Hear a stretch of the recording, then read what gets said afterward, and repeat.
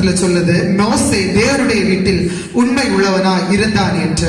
இதுல எங்க மோசே வாராங்கன்னு பார்க்கலாம். அப்படித்தானே? அதாவது ஞானஸ்தானம் அப்படின்னா தண்ணீர் என்று மூழ்கி எழும்புறது. புதிய ஏற்பாட்டில் தண்ணீர் உயரே எழும்பிய நிகழ்வும் ஞானஸ்தானம் தான்.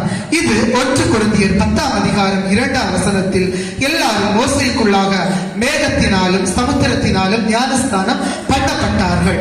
எல்லாரும் ஒரே ஞான போஜனத்தை புசித்தார்கள். எல்லாரும் ஒரே ஞான பானத்தை குடித்தார்கள். ஜலம் பிரிந்து பிளந்து நின்ற நிகழ்வே புதிய ஏற்பாட்டின் ஞானஸ்தானத்திற்கு அடித்தளமாக இருக்கிறது. அடுத்ததாக அபிஷேகம். நம்ம மியூசிக் போட்டா போதும் இல்ல, அது அபிஷேகமோ அந்நிய பாசையோ அநியாய பாசையோ எல்லாமே பேசிடுவோம். ஆனால் பழைய ஏற்பாட்டில் தாவீது தன் ஆடை இழந்த பொழுதும் தேவனுக்காக உண்மையாக நடனமாடி ஆரம்பித்தார். அடுத்ததாக கற்பனைகளும் கட்டளைகளும்.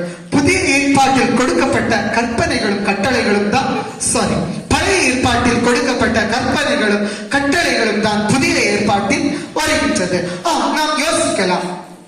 சிறப்பு விருந்தினராக பேசினர் கூட அருமையாக சொன்னார். அப்படிதானே? பழைய உடன்படிக்கை உடைஞ்சிச்சு, ஒண்ணுமே இல்ல. புதிய ஏற்பாட்டில் கொடுக்கப்பட்டாலும் நம்ம இயேசுக்காக உண்மையா மனதளவில் உண்மையா கற்பனைகளையும் கட்டளைகளையும் கை கொள்கிறோமான்னு கேட்டா கேள்விக்குறிதான். அதனாலதான் அப்போஸ்தலர்ல சொல்லப்பட்டிருக்கிறது, கைகளால் கட்டப்பட்ட கோயில்களில் நான் வாசம் பண்ணுகிறது இல்லை என்று. முதலாவதாக கற்பனைகளும் கட்டளைகளும் அது மனதுக்குள்ளதான் இருக்கணும். அது புதிய ஏற்பாடா இருந்தாலும் சரி, பழைய ஏற்பாடா இருந்தாலும் சரி. அடுத்ததாக புதிய ஏற்பாட்டிலும் பழைய ஏற்பாட்டிலும் வாயை